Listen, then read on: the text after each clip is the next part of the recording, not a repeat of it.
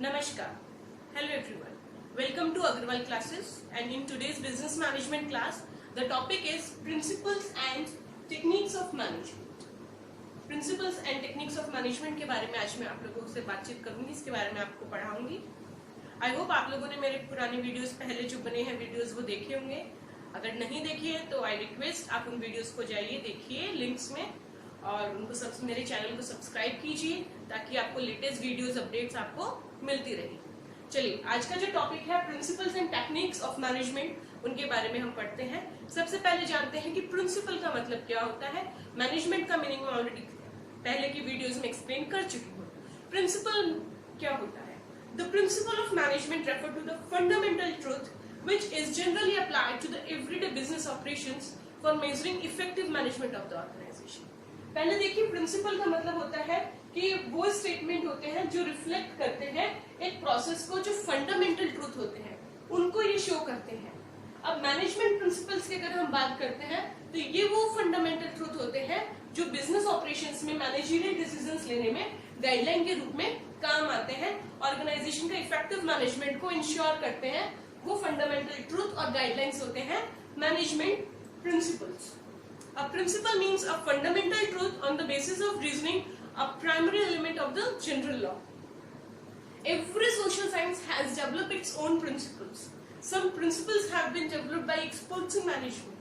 These principles are the results of various problems faced by professional people.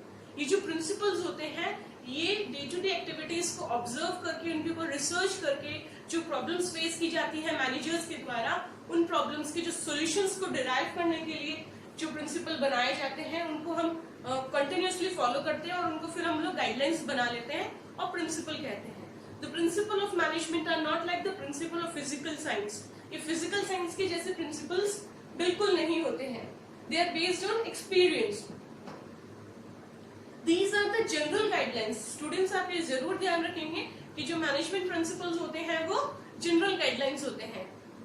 Alright, to control the individual forecasting, planning, organizing, commanding, coordinating, controlling, her process के अंदर principal of management बहुत ज्यादा जरूरी होते हैं. तो आइए, अभी मीनिंग डेफिनेशन इनकी अब हो चुकी है. मीनिंग के बारे में हम बात कर चुके हैं कि जनरल गाइडलाइंस होती है, फंडामेंटल ट्रूथ्स होते हैं.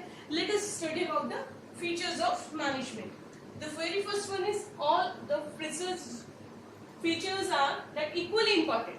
जो भी principles जो होते हैं वो equally important होते हैं हर जगह. किस तरीके से कि हर मैनेजमेंट प्रिंसिपल जो है वो इम्पोर्टेंस रखता है. यू नहीं कि एक प्रिंसिपल, एक सिद्धांत है वो हायर इम्पोर्टेंस का है, दूसरा प्रिंसिपल जो है वो लो इम्पोर्टेंस का. No, all principles are equally important for every organisation. The next one is universally applicable. ये जो प्रिंसिपल्स होते हैं ये profit organisation, non profit organisation, large, small, हर तरह की इंडस्ट्रीज ऑर्गेनाइजेशंस के लिए एप्लीकेबल होते हैं.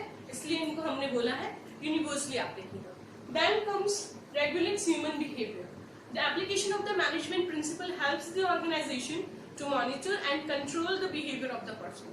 ह्यूमन बिहेवियर को कंट्रोल करने के लिए, मॉनिटर करने के लिए प्रिंसिपल की एप्लीकेशन की हमको हेल्प की जरूरत होती है. इसलिए ये रेगुलेट करते हैं ह्यूमन बिहेवियर को भी principles. The next one is principles are flexible in nature. Management के जो प्रिंसिपल्स होते हैं वो रिजिड नहीं होते हैं, फ्लेक्सिबल होते हैं. As per the situation, as per the organisation need, change होते रहते हैं. Then comes the next one, develops cause and effect relationship. Cause and effect relationship होता है, हर एक एक्टिविटी होती है उसका कोई कॉन्सिक्वेंस होता है शॉर्ट या लॉन्ग रन के अंदर, तो उसके ऊपर ही डिपेंडेंट होते हैं जो होते हैं प्रिंसिपल्स. तो ये इसकी 5 कैरेक्टरिस्टिक्स हुई. Now we will come to the advantages. Advantages of principles of management के बारे में हम लोग अब पढ़ेंगे.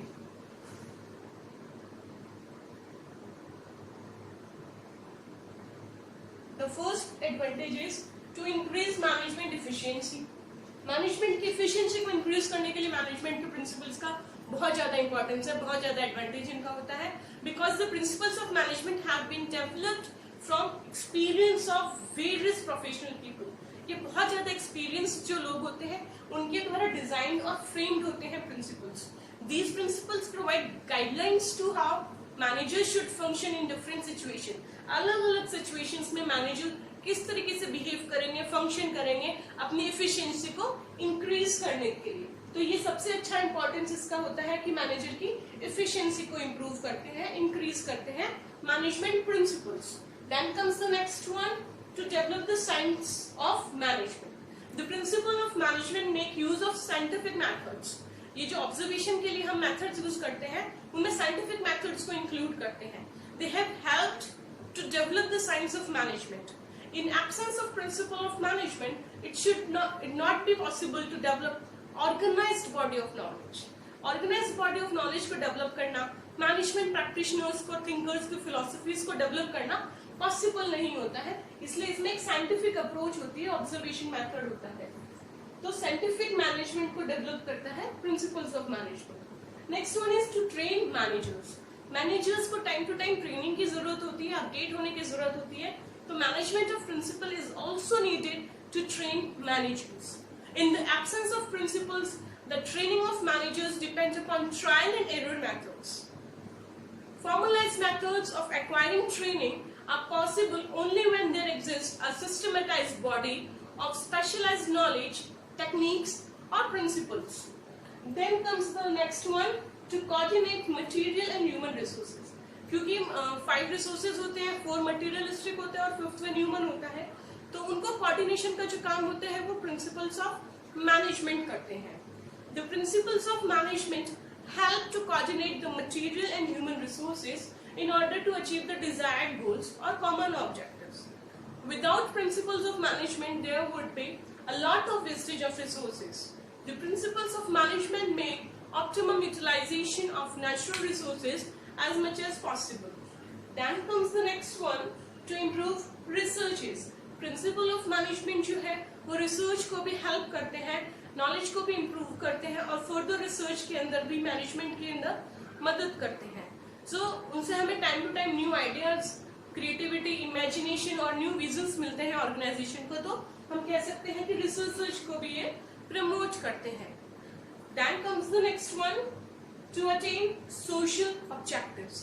As you know, development of management principles have developed to attain the social goals by increasing efficiency in the use of scarce resources, providing good quality products and services at the lowest price. कम कीमत पर अच्छे से अच्छा सामान limited resources के अंदर हमें provide करना होता है। सोसाइटी के बहुत सारे ऑब्जेक्टिव्स होते हैं जिनको ऑर्गेनाइजेशन को फुलफिल करना होता है, तो that is also possible because of the advantage of principles. अब before discussing the principle of management in detail, मैं आप लोगों के साथ में इंडस्ट्रियल या बिजनेस एक्टिविटीज जो है उनके बारे में डिस्कशन करना चाहूंगी। उनको 6 पार्ट्स में डिवाइड किया गया है। The number 1 is technical activities. Technical activities जैसे कि जो टेक्निक से रिलेटेड होती है, जैसे प्रोडक्शन या मैन्युफैक्चरिंग के अंदर मशीन्स यूज होती हैं। Then comes commercial activities. Commercial activities like is buying, selling, exchange. Then come financial activities like is use of capital. जो कैश फ्लो है उसको मेंटेन करना या उसको ऑप्टिमम यूटिलाइजेशन करना कैपिटल का। Then comes security या प्रोटेक्टिव एक्टिविटीज लाइक इस जो भी प्रॉपर्टी है या जो भी ह्यूमन रिसोर्स है उनकी प्रोटेक्शन करना या उनकी प्रॉपर सेफगार्डिंग करना, वो सिक्योरिटी एक्टिविटीज में आता है। Then comes accounting activities, concerned with maintenance of accounts. जो भी हमारे स्टेटिस्टिक्स मेंटेन करने हैं, अकाउंट्स को मेंटेन करना है, वो अकाउंटिंग एक्टिविटीज में क्लासिफाई किया गया है। Then comes managerial activities. Managerial activities के अंदर मैनेजमेंट के सारे जो प्रोसेस फंक्शंस हैं पोस्ट कॉप वाले, planning, organizing, commanding, coordinating, controlling, ये सब आ जाते हैं। तो as you know, management of any business has become very complex these days. Managers are expected to deal with a number of problems in their day-to-day working. Therefore, principle of management are needed in all business organization. बहुत ज़्यादा ज़रूरी हो जाता है हर business organization में principles of management की requirement जो है वो बहुत बढ़ जाती है. So this was all about today's topic, principles and techniques of management, meaning of principles, features of principles, and then advantages of principles, and the classified techniques, activities of industrial or business activities. Thank you.